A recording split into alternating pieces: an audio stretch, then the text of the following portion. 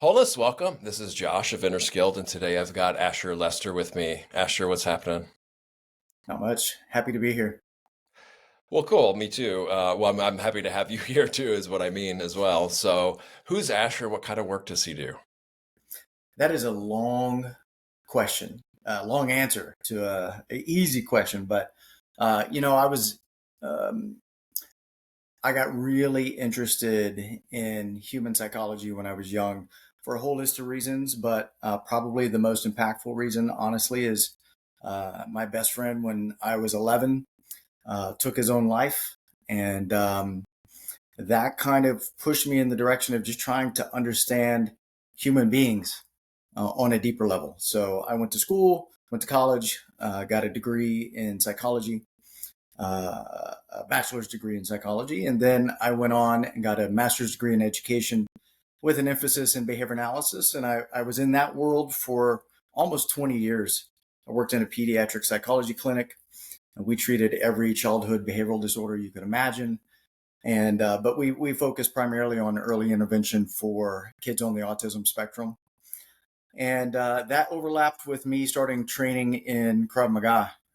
It's been almost 20 years now, and eventually I went full time doing that, and I've been doing that ever since, like 2015 now. And it was primarily a business decision. To quite frankly, if you work in that psychology world forever, you're not going to make a whole lot of money. And it was kind of an easy switch at the time. And quite frankly, the skills that you learn in that context, they apply no matter what you do in life. And so these days I teach Krav Maga primarily full time, and then I teach breathing and meditation. Well, right on. Yeah, that's kind of my bread and butter, so to speak, or where my major interest lies. But before we get into that area, I want to talk about behavioral analysis. That is Yeah. an interesting term, Uh-huh. and I'm sure it has far-reaching uses. Some way more skillful than others, I would imagine. So, talk about that. What kind of things you were doing in your day practice with those on the spectrum, which is I guess the popular terminology to use now, along with Yeah. autism. And I'd Mhm. also like to, what did you learn? I always fascinated by this huge explosion of that. Yeah. Do you have any theories or, what is the current prevailing sentiment on why there was a huge explosion? And then if you have your own, unaffiliated theories or Mhm. ideas about that as well, I'm fascinated by that because it's a really big deal. We've got the popularity of this one podcast about nonverbal kids being nonverbal in these. Yeah.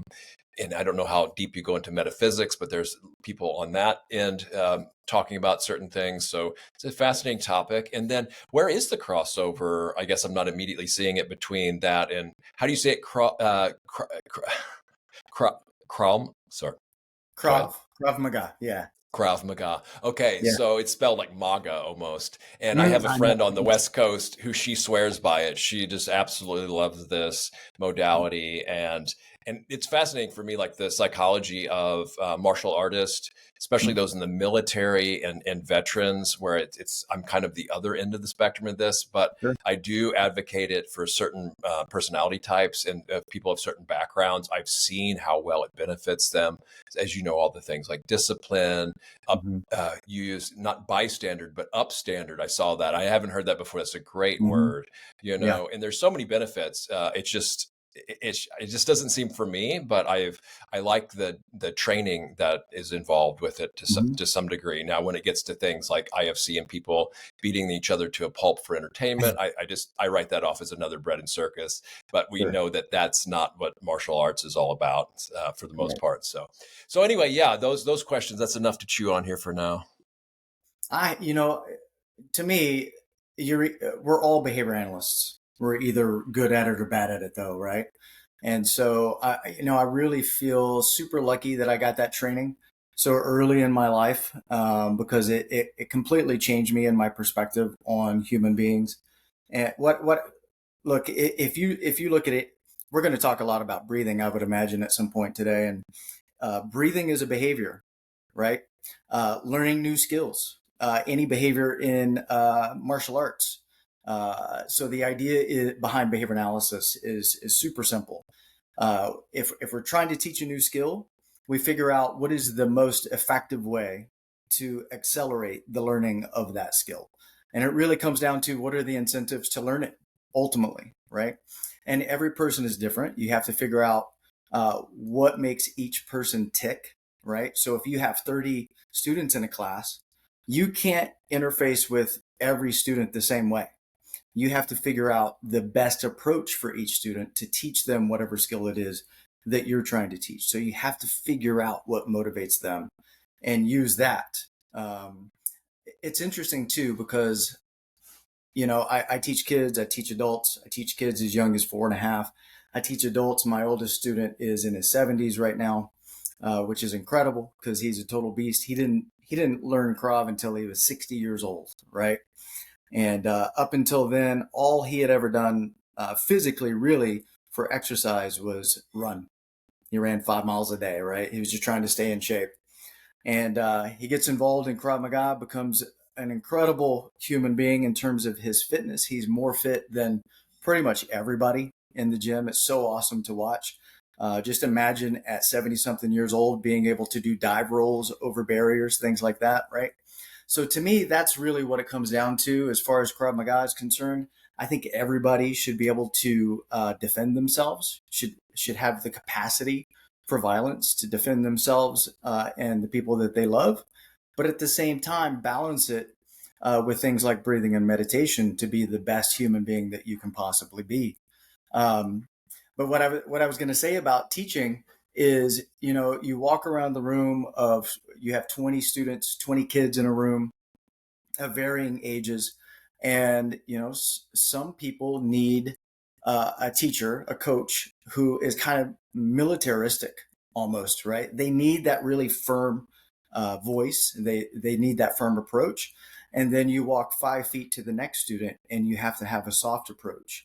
And so you really need to know your students well so that you know what is the best method to teach them. And it doesn't matter what it is that you're teaching, whether it's, teaching somebody how to defend a choke or how to use their body as a weapon, or teach people how to breathe in a more effective way, in a more efficient way. I just saw this paper. I don't know if you've seen this. I just saw it for the first time. It's so fascinating that they took 100 participants and they hooked them up to a machine that tracked their breathing patterns over the course of just 24 hours. And after that 24-hour period, they had an AI analyze those breathing patterns, and they were able to identify the individuals, all 100 individuals, simply based on their breathing patterns with a accuracy rate of 96.8%, which is mind-boggling, right? So what their conclusion was is that we all have a breathing print similar to a fingerprint. And what that means is that each person's breathing habits that they display throughout the day are conditioned for a whole variety of reasons. There's social conditioning. There's simple things like, a person experiences a stressor, an external stressor that has a direct impact on their nervous system. And that results in a certain breathing pattern. And that varies from person to person, depending on what that person's, what their goal is ultimately. Some people, when they experience stress, they don't want to experience it. And so they'll breathe in a way that might be aberrant, right? Might be deleterious over the course of their lifespan, but in the moment, it helps them dissociate from whatever it is that they're experiencing. So a lot of people, for example, when they experience stressors, they hyperventilate.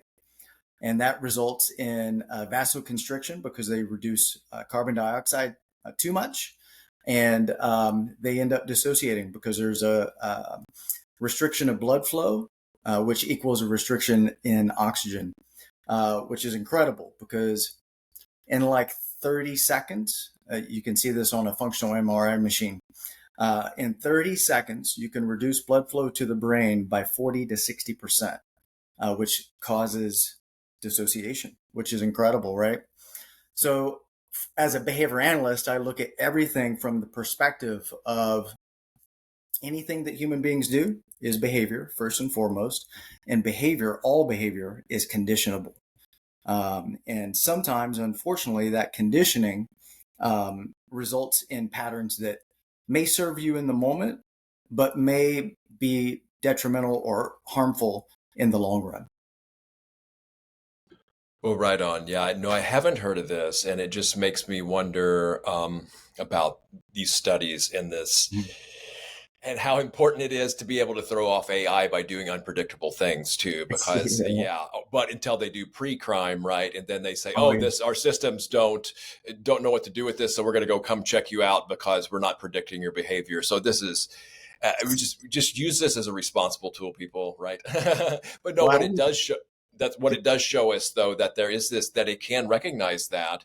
But like you said, a lot of this is an unconscious patterning, and and that we can consciously breathe or consciously be aware of it.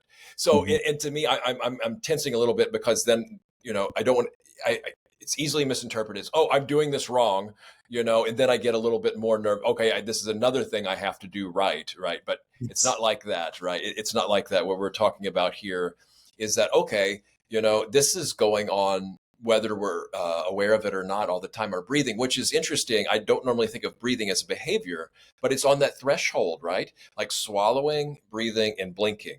We have conscious control over it, but when we don't are consciously engaged with it, so to speak, it happens autonomously, right? It happens automatically. Now, one of the things that scared me about a certain breathing technique that's really popular is, I've been doing meditation every day for around 2 hours a day since 2012. And I had a psychologist buddy of mine who was really into this particular type of breathing. And he told me to do it, or he showed me how to do it. And I did it once, but I haven't got that afraid for quite a while. And then I reflected on, why would I get afraid by something like this? And what came up as an answer is, this is like direct access to hacking the autonomous nervous system. And I didn't feel responsible or knowledgeable enough to do this, but the in is there to go in and affect the autonomic that goes on autopilot when we're not even most people aren't at a level they can consciously engage with it at all. But, with a lot of meditation, it seems like it becomes. So I just, it was real interesting to see that as an experience. So, of course, I didn't do any of this anymore. And then I later saw an expose on this, which is another interesting thing. But I didn't need to go into politics around that, especially since I don't even want to name the thing. But yeah, this is really. Was it like a breathing heavy for a long period of time? Yes, exactly. And then there's another, and then you do another technique, and then you can go in cold water and shoot yourself up with certain bacteria and heal from it or whatever like that, right? I'm very familiar with it. Yeah, so that's why. But I'm just saying. This stuff seems fairly real to me. I just didn't feel qualified to go in there and start messing around. So if people do that, because we know advanced yogis, they can go in and affect their heart rate, all kinds of things. And breathing's a little bit more accessible, right? We have pranayama and things like that, where it's really easier to do under conscious control. And then we have traditional meditation where we're just observing the natural breath. And to me, that feels the most relaxing. And and develops awareness and mindfulness. You're a huge mindfulness practitioner. But I do want to come back to, before we get into that, the autism thing. Did you want to comment on that one too?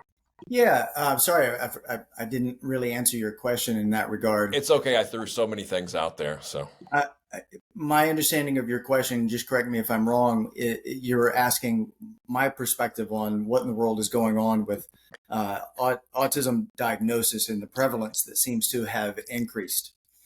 Yeah, you know what? I'm very aware of all of the theories out there, right? Maybe we're better at diagnosing. There's just so many things. Maybe there truly are more people on the spectrum. In my experience, just as a person who has interfaced with thousands and thousands of young students, right? My perspective, well, I'll just tell you this way. When I first started in the field of behavior analysis. Soon after I became what they call a supervising therapist, I was one of the teachers for new therapists that would come through. I was one of the trainers. And this is back in 1999. Back then, the prevalence was 3 to 5 in 10,000 kids. And now the numbers are somewhere around 1 in 32. So something huge changed. And I can tell you right now that if you walk into any of our classes in Houston, I teach in Houston and I teach in other places as well. If you walk into any of those classes at any given day right now, you're going to see almost 50% of the kids, and sometimes as many as 60 to 70% of the kids are on the spectrum, which is completely different from what we saw 10, 15 years ago. My best answer is I don't know what's causing it. There's something like 100 genes that are involved in autism. But it seems that those genes are turned on or off based on environmental factors. There has to be some sort of environmental element. And there's just so many things that are hitting our bodies at this point.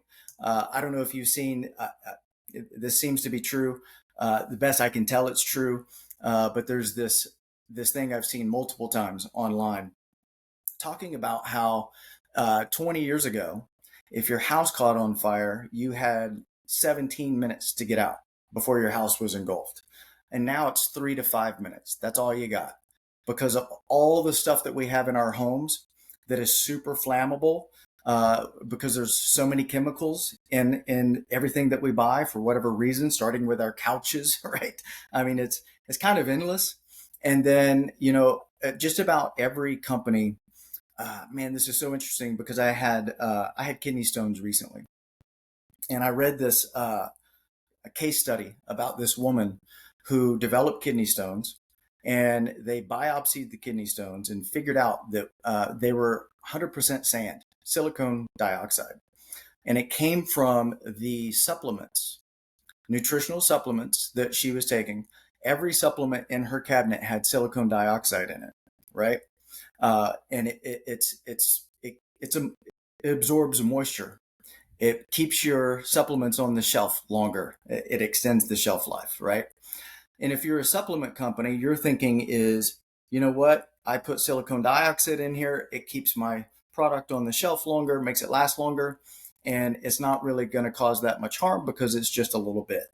But then if you consume a lot of those supplements, right, from different companies, then for some people, it's going to be a problem. And I think autism is the same way, that from even when you're in the womb, whatever your mom is consuming, you're getting that as well, toxins and all. And then the day you're born, you're just inundated with so many things that it's just hard to describe. It's shocking how many things are going in our bodies. Everything from glyphosate, things that they use to keep bugs off of our food, whatever you want to say. There's just so much, and I think we would be shocked to realize, what effect all of those chemicals are having over the course of the lifespan. And I really think that they probably have an influence on the autism numbers, but are we ever going to truly know? Probably not. Well, I mean, it's tough. We could compare to like places where a lot of this stuff is banned. Like I lived in Yeah. Europe with my now ex-partner, and it was so much easier to get like non-GMO foods there. I don't know how, it's like some 5,000 chemicals that are allowed in the United States in food, but Yeah. there's not nearly as many there, right? And you talk about chemicals in everything, in the housing and stuff and then even if you go to get it fireproof, well, then there's an excuse to use fire-retardant chemicals, which probably aren't that healthy either. And I didn't know about the silicon dioxide. So we're under assault on multiple levels. It's not to mention people who are EMF sensitive. We're being bombarded with tons of amount of Wi-Fi, cell cell phones, satellites, who knows what other kinds of wireless technology, just different things, experimental injections in a way, that didn't normally pass rigor. And so that other things do. So it's just on and on and on. And then we talk about epigenetics, and Mhm. that is a really vast, complex field that I don't think it's relatively new, turning certain things on and off. And not everything is genetic either. And we're just talking about the physical things that we can study with scientific instruments. So, on such a massive scale, I wonder about all the mysteries and the unseen that we just don't know about, how, certain generational differences and, how do we get here? Why are we here? These big questions, where are we Mhm. going? So it's not even to even scratch the surface of that vast mystery either. So yeah, I really appreciate it. At the very least, it doesn't matter what kind of diagnosis people have. It just makes sense to me and you, and I'm sure tons of other people, that there's so much in things that we either don't know about. Some people think it's more insidious, but that aren't really necessary for well-being, that we can prove from other areas of the world too. So yeah, it seems like a no-brainer to me to work on this. We do at least have a choice. I mean, we can Mhm. do a lot of things. It's more expensive a lot of times, but of Mhm. course, it always starts with awareness, education, and yeah, Well, be willing to do things that might not be as simple and convenient sometimes for our and well-being, especially in the long term, absolutely. Well, an without interesting, getting overly obsessed about it either. So. sure. Well, an interesting data point in this regard that points to some sort of environmental variable is that if a child is born to a mother who is obese, that child is like 2 to 3 times more likely to be diagnosed with autism, which potentially suggests that whatever the family is consuming is playing a role in some capacity, or some other variable that we can't identify. But that to me is a data point that suggests that there's something going on in potentially the American diet, the typical American diet, that is playing a role. Totally, would totally agree. And then there's also, I think some, and I don't know for sure, and this is not health advice either here, that I thought some practitioners have reported success with changing diet, and they've a lot of success on behavioral changes and things like Mhm. that too. And there's a lot of brilliance, I think, too, that comes along with these kids as well. It's just different from what we associate as well-being too. So not to encourage, more autism or anything. It's Mhm. just really interesting to see some of the skill sets, different skill sets that they have, and how it just doesn't fit in us, older generationals boxes on how things should be or things like that too, which is another kind of confusing factor in all this. Well, and it's an interesting challenge. I just watched one of the world-renowned researchers in the field of autism talking about the person interviewing him asked, what can we do to reduce autism? And he said, we don't really want to do that. And it's interesting because there's this idea that we there's a common myth to me that people on the autism spectrum in general have a certain set of skills that everybody else would like to have. But the reality is a good portion of them aren't able to function in the real world as adults. Something like 85% of people on the autism spectrum as adults can't earn a living. They don't have a job. And I don't think it's just because people see them and like, oh, they're on the autism spectrum. It's because they're not able to function in the normal work environment for a whole list of reasons. But a lot of them just aren't able to function well enough in that type of environment. And that's a reality that we have to accept and figure out along the way. But it seems to me we would be best served as a country, as a community, as a people, to figure out what's going on there, so that we can reduce the incidence of autism, but at the same time, identify people who do have a certain set of skills and provide them with the support so that they can be functioning members of society, because Well, that's huge for them. Well, totally. I talked to, and I would just say I agree with that as well. It's such a complex issue. And this is Yes. where I turn to the woo woo, which Mhm. it's not for everybody and people don't want to hear this or consider. And that's totally okay too. And there's really no way to prove any of that. Yeah. But maybe it can shed light on certain things. But then it also, I feel, has to come along with some practical, actionable suggestions as well, Yeah. because it doesn't matter how esoteric or occult or de-occulted we can get things. If there's no solution to it, well, then it could potentially just put people in more fear or more wrong view and things like this. So yeah, it has to, I think, it feel, what are we going to do about it, even if we can go into those waters? But That's right. yeah, and I talked to a gal the other day who is, it's called highly energetically sensitive, Mm. and just having the environment. We know this is a big one with kids, and just like artificial lighting Yep. and certain sounds and things like that. To me, it almost seems like a wake up call for people that were considered normal, whatever the heck that means, right? Mm. That maybe we're not living like we just talked about, in the most healthy way. I mean, Yeah. if certain, are there, have these alert systems going off for danger, and maybe it's not, but what is that saying to those of us who are just, oh, no big deal, just blowing off something, and Mm. think, oh, that's ridiculous, I don't need to take a look at that or consider that, that's just, that's not something I want to do or whatever. So I think, yeah, we can learn from each other perhaps, and I think Mhm. that's what we're in the process of doing that. Yep. Well, right on. So now let's talk about breathing and I guess the psychology around breathing, because I don't normally think of it this way, Mm. and use this term nervous apes, which I looked online for this, of where the provenance for that might have been, and all it was coming up with was like some Reddit, oh no, some social media site where people were doing this certain trading on stocks and referring to themselves as apes.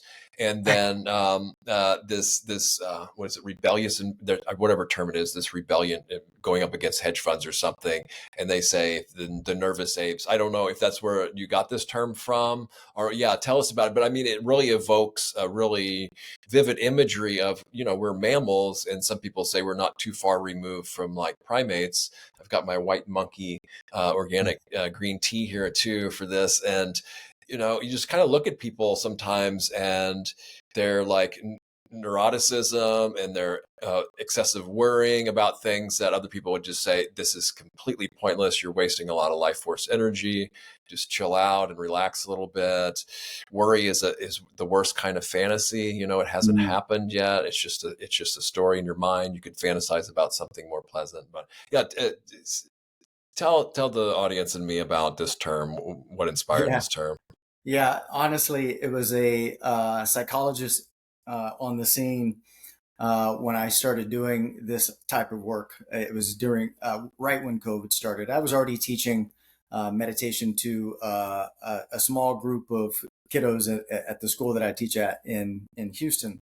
And it's the kid, we call it the master program. It's for kids who are really serious. They have a long-term mindset in terms of their training in Krav Maga. Their goal when they come in, say they come in at 10 years old, they want to be a part of this program. They want to earn their junior black belt before they graduate high school. We put them in this program to where they're all training together. It helps accelerate their skills. So it's a skill acceleration program in Krav Maga, but it's also we teach breathing, meditation, leadership skills, that type of thing. And when COVID started and we shut down, I decided to teach what I was teaching them, the meditation, to my community, the Krav Maga community, for free for the year of 2020, just to keep the community together and help everybody just kind of navigate what was going on during COVID. And once everything lifted, I just decided I was going to keep doing that. And during that period, I was trying to figure out, what I was going to brand myself as ultimately. And I heard a psychologist say, we're pretty much we're nervous apes essentially. And honestly, the first time I heard him say that, I was like, that would be a really great band name. I've been in music my whole life, and after a little bit, I was like, that's just what I'm going to brand myself as far as what I do. So it's just kind of a fun name. It's ear catching for a lot of people, and I appreciate you asking that question. And if you think about it, in a lot of ways, what we're doing when we engage in breathing and meditation practices, we are trying to overcome some of the programming that we have genetically, just evolutionarily, however you want to look at it. We come into this world with basically a certain skill set, certain priming, a certain underlying way of being, because we are animals, and that's oftentimes anxiety, right? And almost everybody comes to breathing and meditation because they want to feel better. They want to feel less anxious. They want to be able to tap into rest in the body, those types of things. And so we're constantly trying to transcend some of our natural wiring, like the negativity bias, right? We come into this world. I don't know if you've seen the research that says it's by 3 months old worldwide. This is worldwide research. So this is a universal human issue, that the negativity bias shows up and it stays with us for the rest of our life. And so, that's one of the things that, to me, we're trying to balance out as we are engaged in breathing and meditation practices. At least that was the case for me. And that's what I find with most people that I work with. That's what they're trying to do. The negativity bias is really important, I feel. Now I seem to, probably everybody listening is familiar with that and it served us well, right? Because we would have to respond to real threats, looking for things that were going to attack us physically as we walked about, and that's what they say. And it seems to make sense. But like now that negativity bias is being triggered by less like physical threats. Yeah. And it's still there though. And sometimes it's falsely turned on. But I wonder, like you said, it's going to be there for the rest of our lives. And maybe not, but let's just say it is, because then we'd have to work with it either way. Well, then what do we do about it? Well, how do we turn this into an opportunity instead of a hindrance, right? So I think one of the ways I look at it is, it will sharpen my discernment skills. Is this a legitimate threat or not? Okay. Then how do I respond to it either way? Right. And then the other thing is, I think it could be used to strengthen our weaknesses too.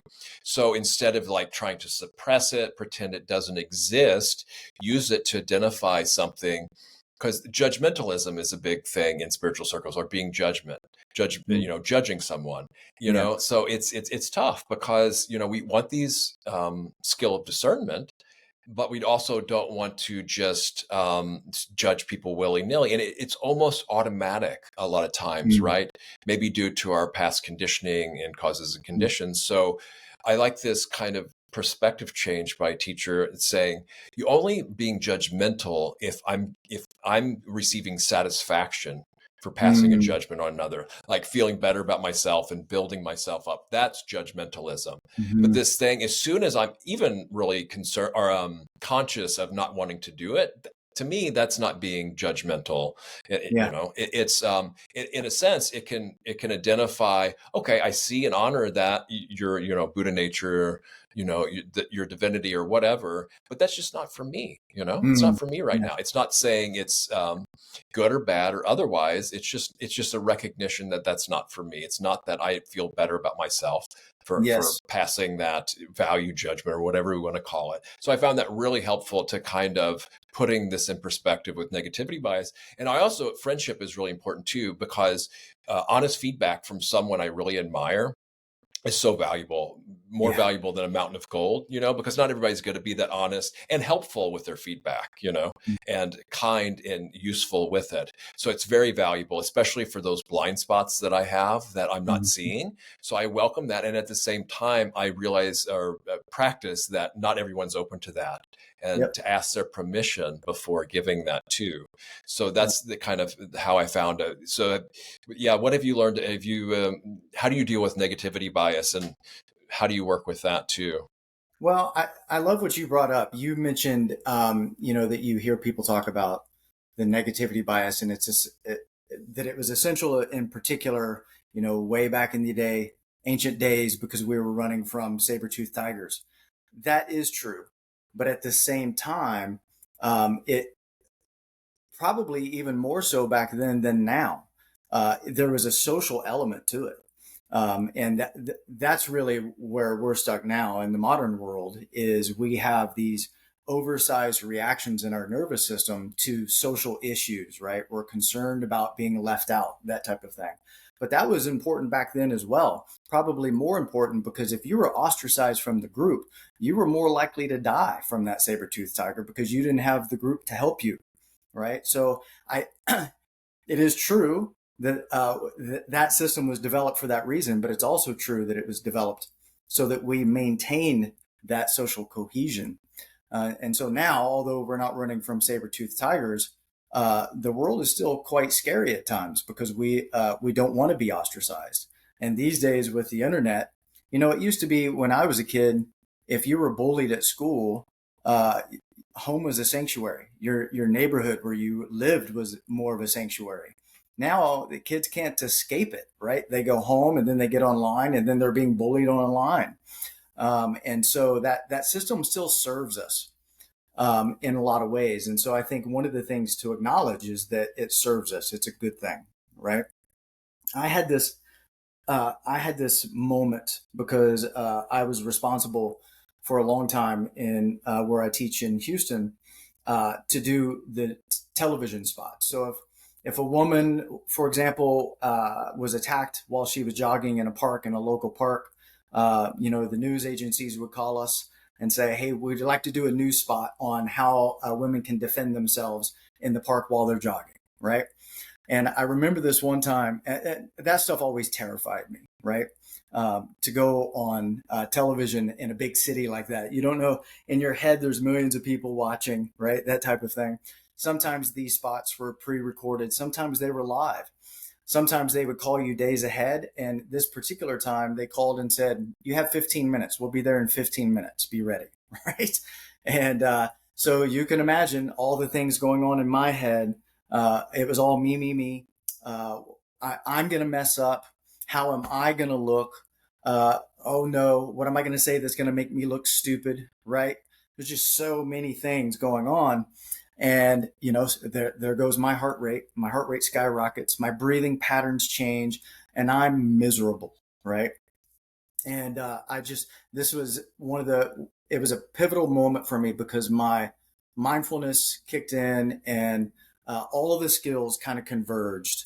And it was a beautiful moment for me where I just realized, hey man, it's all me right now. It's all I, all this nonsense. And so I sat down against the wall and I just reframed everything. I got control of my nervous system first and foremost through breathing. And then I looked at the cognition, what was going on in my head.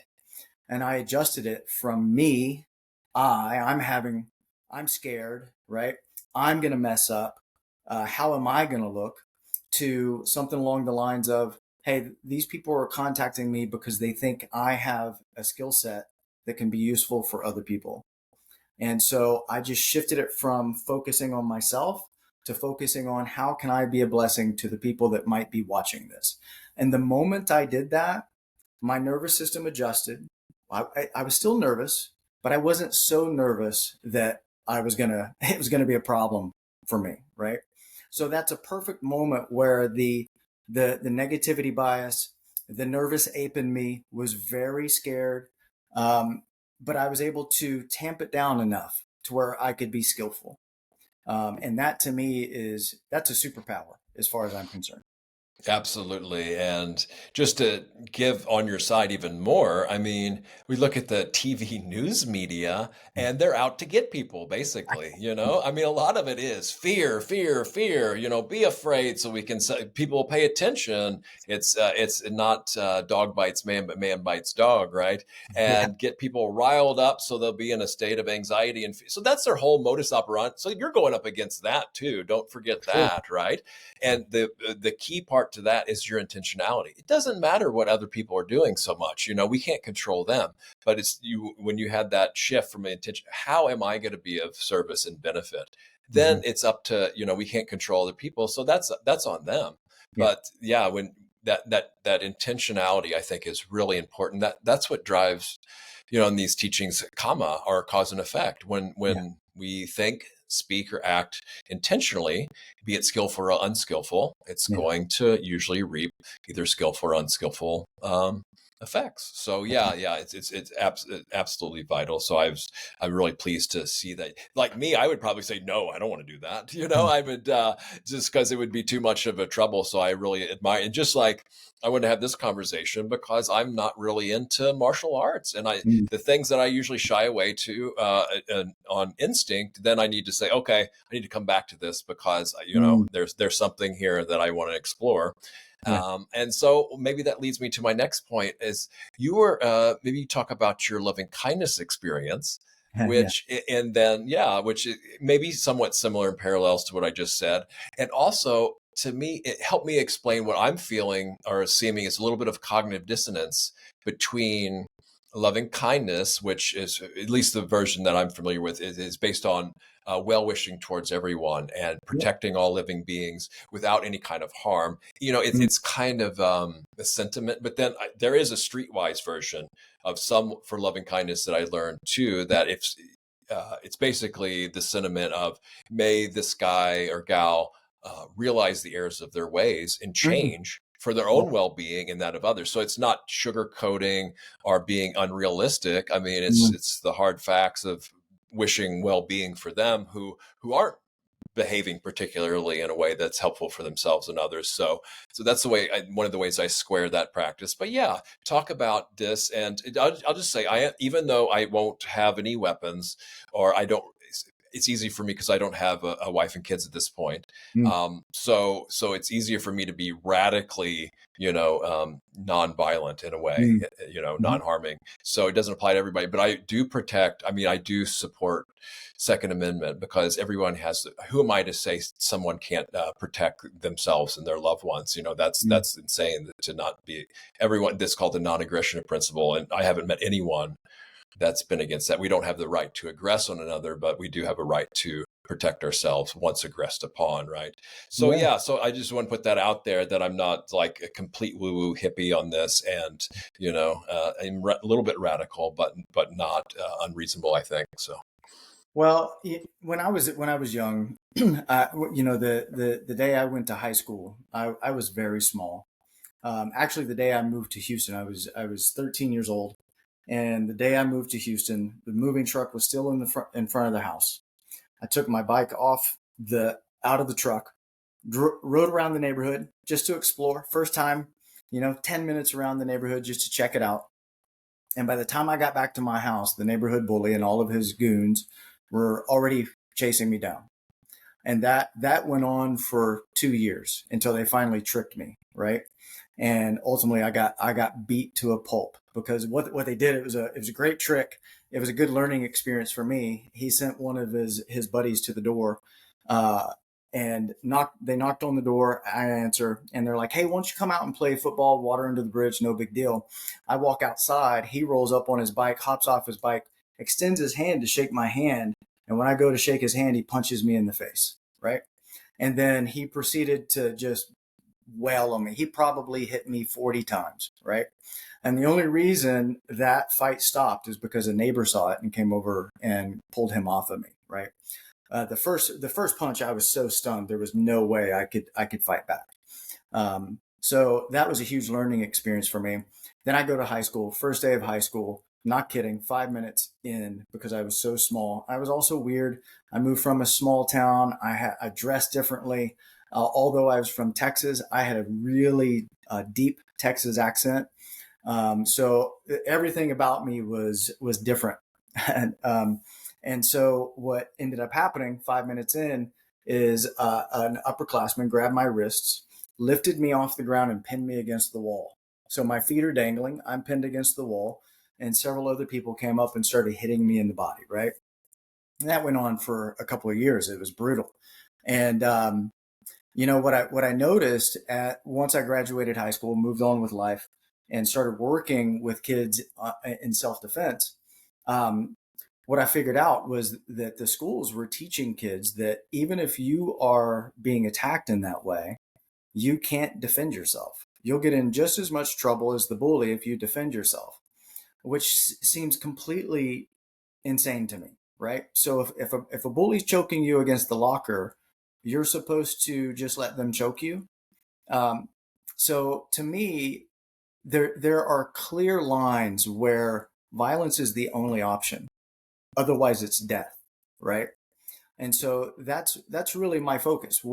Where's the context where it is appropriate for you to use physical violence to protect your own life or quality of life and the quality of life of somebody else, and be skilled in that regard, but at the same time be a balanced. I like to call it being a balanced warrior, right? So you have that capacity, but you channel it only when it's appropriate.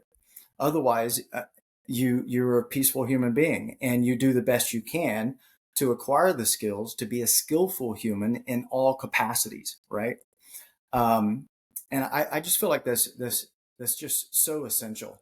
And what I found is that, quite frankly, there's this myth or this belief that people carry around, a preconception that those who engage in things like martial arts are more violent people. And what I've found is that the opposite is true. That the more a kid trains in martial arts, in self-defense training, the less likely they are to engage in inappropriate violence. For a whole list of reasons, but especially if you're doing what we're trying to do, where we're trying to develop balanced warriors in the process. Yeah, I totally agree with that. The discipline, the uprightness, the knowing discernment of when to use it and when not. There's a code of ethics and use. So I Yeah. totally agree with that.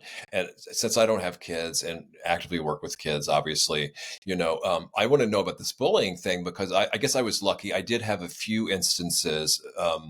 One more significant than others that I'm not interested in sharing right now, Yeah. but it's this feeling, and you've dealt with this, but relatively overall, I think I came out fortunate, Yeah. But this is such a hard time in life. I would Yeah. not want to go through adolescence again. Kids Yeah. are um, butt heads, A lot of kids are butt heads, and it's not. Sometimes it's not just as funny as that either. I mean, there's like severe abuse and trauma involved, Yeah. because usually when people say things to us, a lot of times it's a reflection of what's been said to them, or the Hmm. way people treat us is a reflection of what's been done to them. We have the drama triangle of bully, victim, and hero, Yeah. and how they move around from these different this drama triangle too. So just what have you learned about in general about the just bullies in general? And it's kind of always been there, and like you mentioned earlier, it's kind of taking a different form now where you can't even escape it. There's so much of the world online as well. So how has it changed? Like, what are some of the fundamentals around it as well? And then what are some other things besides having this self-confidence and know-how of a skill in martial arts to deal with it? Are there other tactics and things that you teach and have learned around this? Because yeah, it breaks my heart to see kids have to go through this, And I just have a niece and nephew, and luckily they haven't, as far as I know, they haven't gone through this. Fortunate. So yeah. I will say that one of the primary issues that I encounter is that kids will confide in me, in terms of what's going on at school, right? But they're terrified to tell their parents because, and so there's probably a lot more kids being bullied than we will ever know, because they don't want to tell anybody. They're afraid if they tell their parents, then their parents are going to go to the school. They're going to talk to somebody, and then the kid is going to be known as a snitch. And I got news for you. The school that I teach at in Houston, we're nestled between two of the richest neighborhoods per capita in the United States. Uh, Billionaires live two streets down, right? Um, the neighborhood behind us, it's the richest and most educated neighborhood per capita in the United States.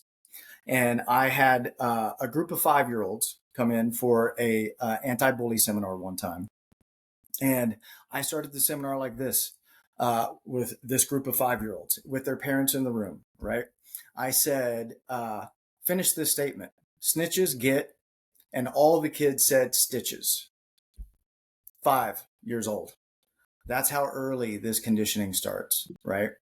And so, they spend their entire elementary, middle school, high school careers knowing that fact. So I've worked with kids who are literally tortured every day at school, not only physically, but also psychologically. I'll give you an example that's happening right now. A boy that is very skilled in terms of defending himself. And there's videos of him helping protect other kids who are being beat up at school. But the bullies that bully him, because he's big and they know he's skilled, I call them drive-by bullies, right? Where they're really good at running up, doing something terrible to him, and then making space. And sometimes the bully will even have a camera to make it look like the person he just bullied is the aggressor. And so, this particular kid, they're bullying him psychologically by saying things, and this is intense, saying things like, if you don't do blank right now, which is some sort of terrible challenge at school, right? That is stupid and dangerous, we're going to rape your sister, right? So that's terrible psychological bullying. And he kept that internal for years. But the stress of that was resulting in bad behaviors on his part, not in school, outside of school, because he was so stressed and he felt like he had no way out, right? So he felt like he was completely trapped. Still does, right? Yeah, Because, blackmail and like an ultimatum and blackmail. Yeah, well, in the state of Texas, for example, it wasn't until I think it was 2012, 2013, where it was determined that schools can no longer have a zero tolerance policy for self-defense, because Georgia, the state of Georgia, actually spearheaded this with a Georgia Supreme Court case that said, look, if you have a right in the state to protect yourself, then you have that right regardless of where you are in the state, including school. But the schools, once that was lifted in the state of Texas, so it is now illegal for a school to have a zero tolerance policy in the state of Texas, has been for over a decade, but they don't inform families of that. They make the kids still believe that there's a zero tolerance policy.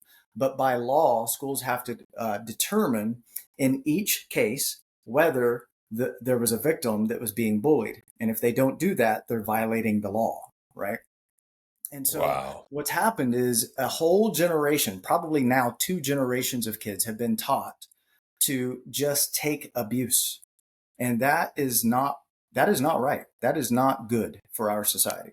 Abuse is never okay. It's No. just end of sentence is full stop. It's never okay. So Yeah. it's wild. And this leads me to another thing. Here we were going to get into breathing, and think we still can.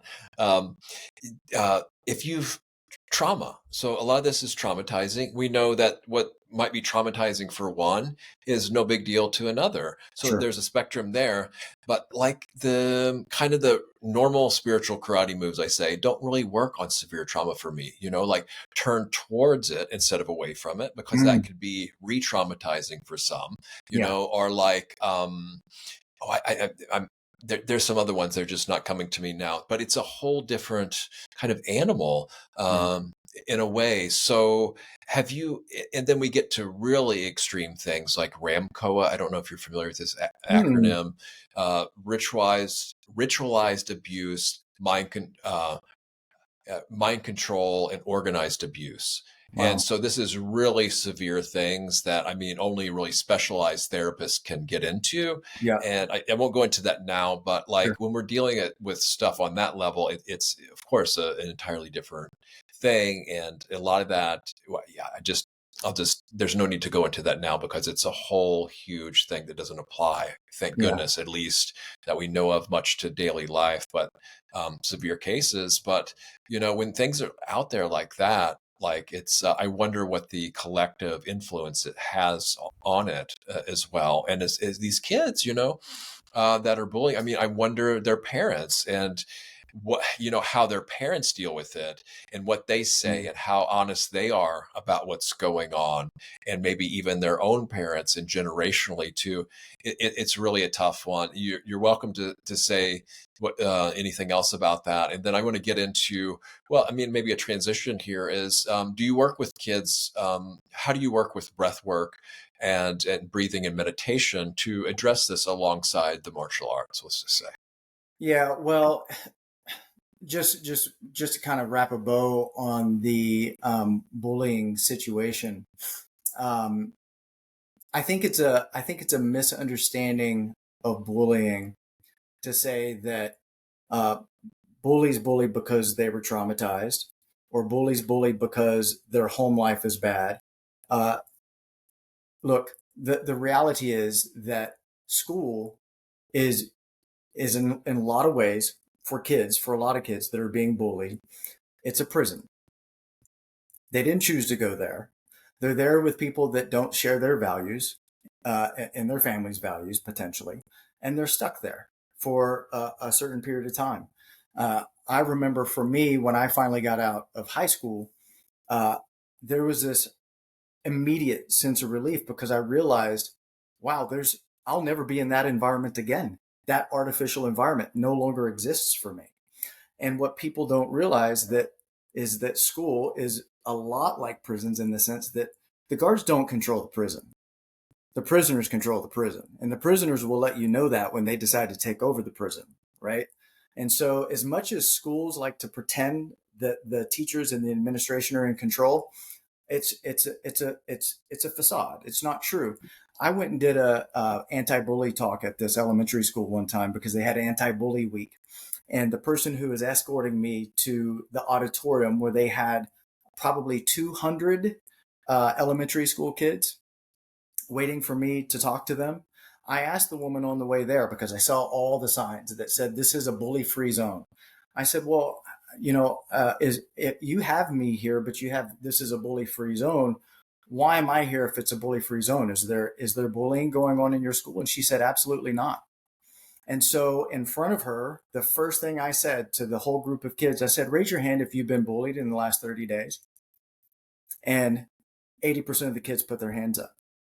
And I looked at her, right? It's like, but that just shows the layer of delusion that people have built around this issue. And that takes me to the last part, which is if you've ever seen Lord of the Flies, the movie, or read the book, it doesn't have to come from the family. It doesn't have to come from the parents.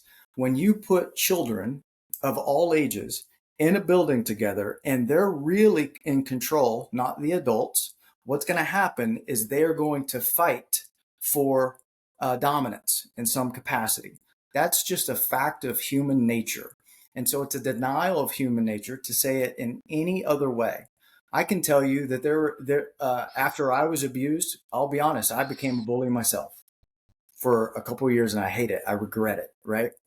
And that was not consistent with my family's values. Kids behave all the time in ways that are not consistent with their family's values. My parents would have been horrified had they known what I did in school. And I think that's the case for a lot of people, right?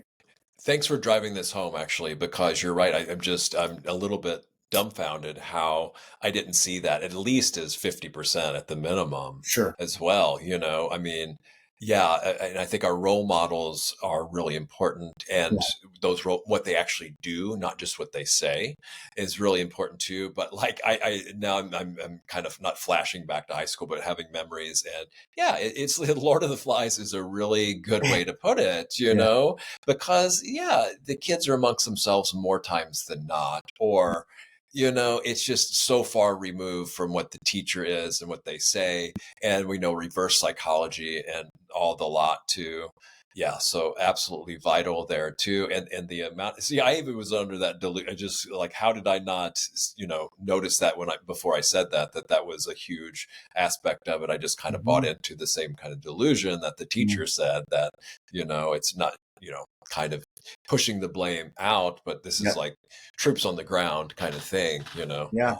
peer Well, group it's just stuff. like it's just like if you went to prison tomorrow, Yeah. you're going to be put in a situation where maybe you're going to have to do something just to survive that you wouldn't normally do.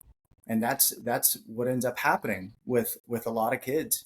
That's what happened to me. I had to become something that I never wanted to be, just to be able to make it through and get out of that environment eventually. Right. And that's really It, sad. That's the case for so many kids. But then there's other kids that just feel like because of the conditioning of the school rules and all of that, they feel handcuffed and unable to do anything yeah. despite their skill level, which is really sad because, I train a lot of kids that are very skilled, but they're terrified to use their skills at school, mostly because they're afraid of getting in trouble. And that should never be the case. So all I know to do for them is provide them with a sanctuary.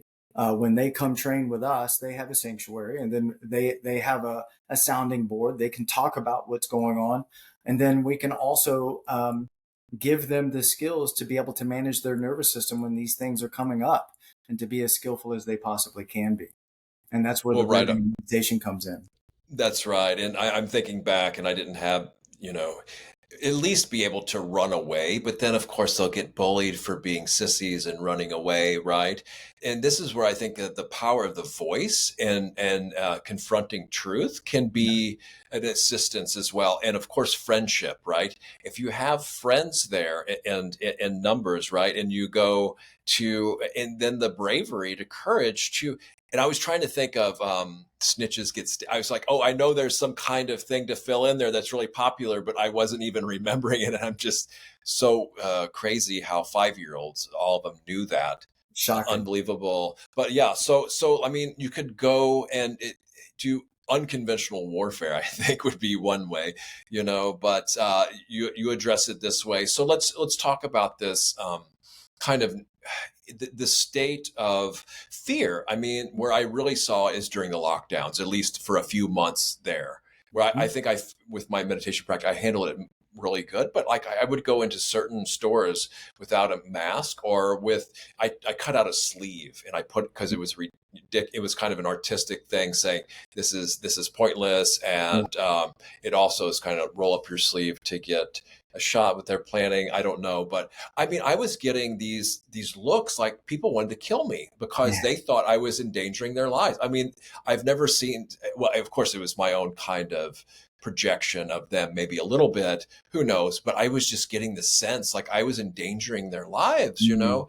And the psychology that happened during that thing with a huge divide too of Yeah. people that were pro this or anti this, and the behavior on both sides was just nothing to be proud of. But I get Mhm. it. I mean, it was unprecedented. There was no reference point for this. The Yep. world changed overnight, and Yep. we really got to see um, kind of what we were made of in certain ways, right? So it was a really interesting time to look at the fear levels and how that fear affects kind of our immune system, I would say. Because if Yeah. we're run ragged all the time, the body doesn't have time for the rest and digest, and the things that are, I guess, immune system or whatever we want to call it, need to catch up and to heal. Yeah. So yeah, to me, it's common sense how this can address kind of fear and also confidence, I think, as well. Mhm. So how do you work with? And I'm not a huge breathwork practitioner. I just want to know what kind of breathwork techniques do you use, and then what do you do in meditation for the most part? Well, just to go back to what you started to mention earlier about breath work, right? In quotes. And the things like superventilation, breathing really deep and fast and heavy for many minutes at a time. I don't teach that. I've done that. I've had profound experiences doing that. I've done it many times. I've taught it a couple of times, but I'm not a fan of it for a whole list of reasons. And again, because breathing is behavior, here's there's a couple of myths around that type of breathing that I just don't like, and some languaging that people use that I just don't like. And this is why I don't like to teach it very often. Very seldom, and with a select group of people that I know that are really interested in it, then I'm certified in it and I can help them through it and all that stuff, right? But there's this languaging where people say you get these profound effects. Like I had a rebirthing experience that I never expected, right? That was super intense. Um, And sometimes that type of breathing is called rebirthing, right? I've had many experiences similar to that. But people say the reason that's happening is because you're oxygenating the brain. That couldn't be further from the truth. That is either ignorance or a lie. I don't know which one, but it's just not true. What's actually happening is as you breathe that much, you're off-gassing CO2, which constricts the blood vessels, which reduces blood flow, which reduces oxygen to the brain.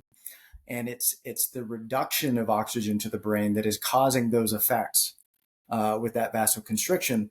And quite frankly, you don't really know. If you work with a whole lot of people over the course of time, you're not sure how each individual is going to respond to that and whether it's going to be good or bad, right? And sometimes it could be really bad, even dangerous, depending on the People could individual. pass out if they're in water, right, and drowned. I've heard Oh, of something definitely. like this I happening would too. Yeah. definitely never do it in water. And the people that promote that are pretty vocal about that. But people still, for whatever reason, will do that heavy breathing before they, while they're in a hot tub or ice bath or whatever. Very dangerous, very bad idea. But what's interesting about it is oftentimes after a person engages in that type of breathing for, say, 30, 45 minutes, and then they come down afterward, they are still over breathing for hours afterward when they go into their daily life, which is not a good thing if that becomes a habit. Because the reality is that we need a certain level of CO2 in the blood in order for oxygen to be released from the hemoglobin into the tissues of the body. And this has profound impact. There's a researcher that recently wrote a paper talking about this very thing. He's an exercise physiologist, PhD in exercise physiology. And to give a little backstory on this, I used to teach Krav Maga to a guy who is the cardiologist for all the professional sports teams in Houston, every professional sports team. I went to dinner with him one night. We were having a conversation. I was just asking him, what's it like to work with such incredible athletes? And along the way, I was like, I got a question. Why do you see marathon runners drop dead after they cross the finish line of a marathon? And his answer was, it's just the nature of the beast, right? If you do that type of exercise for decades and you run those distances like they do, it's just part of the risk, right? Comes with the territory. And that didn't sit well with me as a complete answer. It sounded like a answer a doctor would give when they're not real sure, which is fair, right? Fast forward 15 years, this researcher wrote a paper, I think it was December of last year. And he said, no. Here's what's happening, most likely, is that people are breathing too much for the metabolic demands of the activity that they're engaged in. Like you and I right now, we're just sitting or I'm standing, and there's not, super high stress. We're not running, right? And so we're breathing 12 to 15 times a minute. But if you and I suddenly change our breathing pattern to 30 breaths per minute, what's going to happen is our heart rate's going to skyrocket. It may go up 30 to 50 points in 30 seconds. That's all it takes for the heart rate to go up that high. And the reason being is because it's going to spike the heart rate because you're sending a message to your brain that there's an emergency, essentially, right? So your body is preparing for that emergency. At the same time, you're getting that vasoconstriction. And I mentioned before that in 30 seconds, you get 40 to 60% decrease in oxygen to the brain. But what people don't think is that's also happening in the heart. So if you're running, okay, and your mouth is open, which it's probably going to be if you're running fast, you can overbreathe, even though you're running and should be breathing heavier because of the activity.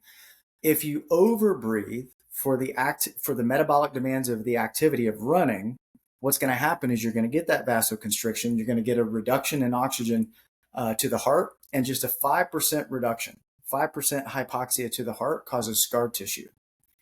And that scar tissue, after it forms, the electrical signal that makes the heart pump, it hits that scar tissue, goes in a circle, and puts you in AFib. And that's what kills people. when they run a marathon and cross the finish line and drop dead. It's not just the nature of the beast. It's not just because you're exercising too much.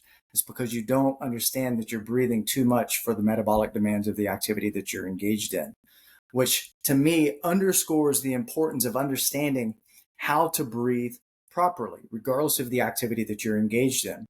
And I'm not saying don't ever open your mouth. That's not what I'm saying. What I'm saying is understand how to breathe all day, every day, right? Because if you adjust the way you breathe all day, and you're breathing properly all day throughout the day, then when you start to engage in other activities, you're more likely to breathe properly. It's not always the case. Sometimes you even have to relearn how to breathe in that context, whatever the high intensity physical exercise context may be. But the idea is really, quite frankly, the only way to measure this is through capnography, so that you hook a person up to this little pocket device. You can put it in your pocket. You can engage in physical activity, and it tells you how much CO2 you have in your blood at any given time. And so the goal is to maintain a certain level of CO2, regardless of the activity that you're engaged in, sitting or otherwise, right? Running a marathon. And if you don't maintain a proper amount of CO2, there are going to be negative consequences. And if you do that for decades, then it could honestly result in death of some people. And that's amazing. That shows the power of breathing, right? So you were asking, what do I teach? I don't teach the hyperventilation, superventilation work for all the reasons that I've already mentioned. My concern, my goal is to teach people how to regulate their nervous system, regardless of what they're engaged in, and to bring calm to the nervous system, regardless of what they're engaged in. And the best way to do that is to reteach people how to breathe diaphragmatically. First and foremost, by teaching them to no longer breathe up and down, what we call vertical breathing, but to breathe in the middle of the body. It's not about belly breathing. It's about breathing in the middle of the body, at the bottom of the ribs. If you think about your rib cage, right? If you put your finger on the tip of your sternum and follow down to the bottom of your ribs on either side, it forms a triangle. And so if my elbow here is the bottom of my rib cage, and this is my sternum, with every breath, my rib cage should go out a little bit. Should go out and then go back in. Inhale, it goes out. Exhale, it goes in. That's why your rib cage is shaped the way it is, so that it can expand and contract, right? They just did a study in Japan. I think it was 1,930 students. Actually, they went from elementary school all the way up to collegiate level athletes, and over 95% of them were breathing vertically rather than horizontally in the middle of the body. So they were breathing in a way that was aberrant, which means they're probably going to be over breathing during their physical activity, which could be deleterious over the course of time. But even more importantly for an athlete is they are not going to perform as well as they could, simply because of the way that they're breathing. And especially for athletes, this applies to anybody that exercises, not just athletes, but anybody who exercises.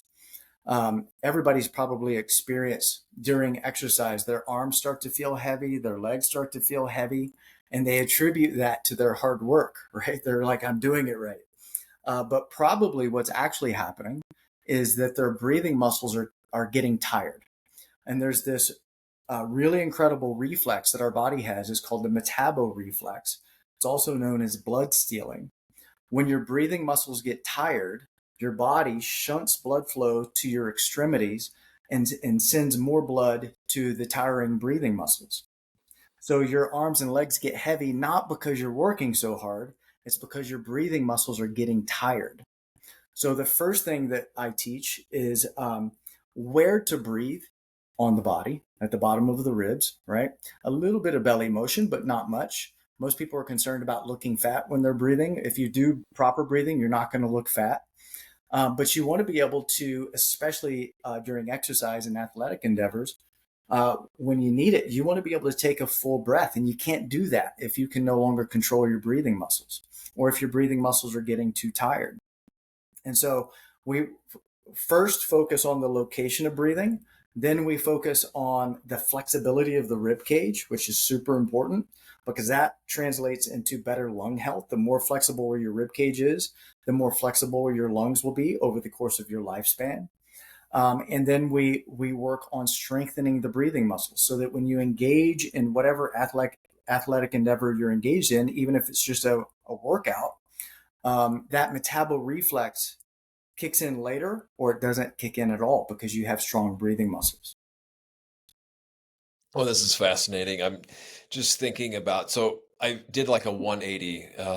Now it's, well, I was doing, what was it called? A particular trademark name to a really extreme exercise that they teach like Marines and stuff. And it has its own gym just for that. But they give the daily exercise every day. And it's really extreme. And there's a thing called rhabdo people can get. And I don't, maybe you know about that, where I like the do. muscles can seize up. And I didn't know that till after I stopped this. But no wonder people were looking at me like it was absolutely insane doing that in a regular gym, because they have their own gyms to do that. And it was really ridiculously intense. And I could see if someone's an extreme athlete, they could, then that might help them or whatever. But, it was like burning because I wasn't breathing right. Now that you mentioned this, it's just this burn in my throat for not being able to suck air fast enough for the demand on the body that it was going. And, at the time I've recovered from this and I don't have it anymore. It was really minor heart condition called right bundle branch block. So I think it was some kind of just electrical malfunction or something where it wouldn't be a regular heartbeat or something. And I wonder if it definitely doesn't seem that extreme was helping it any, since I wasn't doing it properly anyway. And it wasn't until I did a 180 and just did walking and yoga for many years too, where I could really tune in to what you're talking about and breathing that way. And I don't exercise enough to have that be a huge benefit, but it's still going to be a benefit for any kind of, and just have that ability too, because there's some yoga poses where you don't normally have access to certain ways of breathing, right? So you have to either breathe it through the backside or like the ribs, like you're saying. So that's when you really can know immediately how it's just, some ways like the vertical breathing is not really accessible in certain poses, right? And then, so it's really helpful. I appreciate sharing that and everything involved in that. I think there was one other thing here, but I think I'm blanking on it. I really appreciate your taking the time today to go through all this and allow me to pick your brain on we spent a lot of time on the psychological aspects of this. I think that it helped me learn a lot about like autism and, bullying, which I don't, normally get into. So learning about these skills that affect so many people, and so many people that aren't involved in it are still touched by that and still have to deal with it. And then the societal ramifications and fallout from this type of thing. So I really appreciate you coming on here. Why don't you tell people how they can get in touch with you? Like what kind of offerings you have going on, courses, if you do any coaching, if people can in your area take classes with you, anything else you want to plug or bring people's attention to, and then a final message. Easiest way to contact me is just nervousapes.com. And almost all of my teaching these days is online over Zoom. But I also, just depending on the individual, I have clients in a variety of states where I'll do private training and be able to really tailor what it is that we're doing to the individual and whatever their goals are. But I also teach a fundamentals of breathing and meditation class online that is a 6-week class.